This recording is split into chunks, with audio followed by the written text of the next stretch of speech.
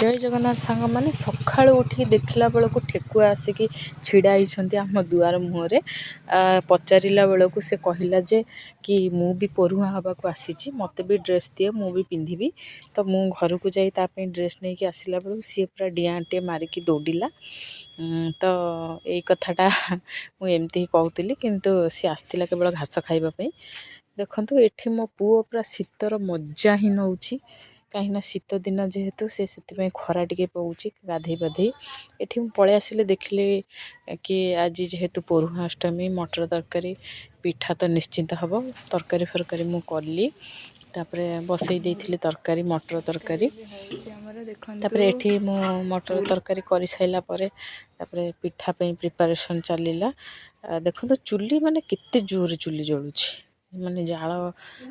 दिया है कि माने एत्ते जोर चुली जलुछि जे तापरे कांजी पूजा जेहेतु राति अच्छी से माछ भी पलि आसला पूरा नगद माछ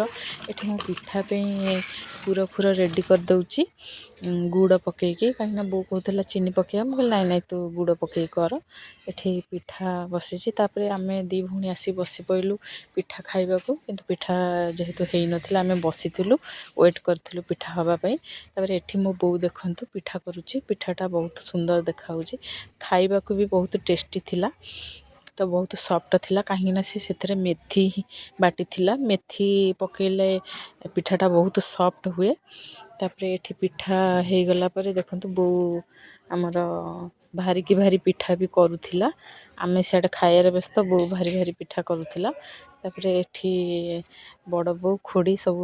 पनीपरिया कटाकटी करुछंती खरा बेला पई खाइबा पई एठी ऋषि खाइला आग तापरे आमे सब खियापिया कलु एठी देखंतु छोट सदस्य केंदे कहूची मु खाई जदी भलो लागते लाइक और सब्सक्राइब कर दे बाय बाय।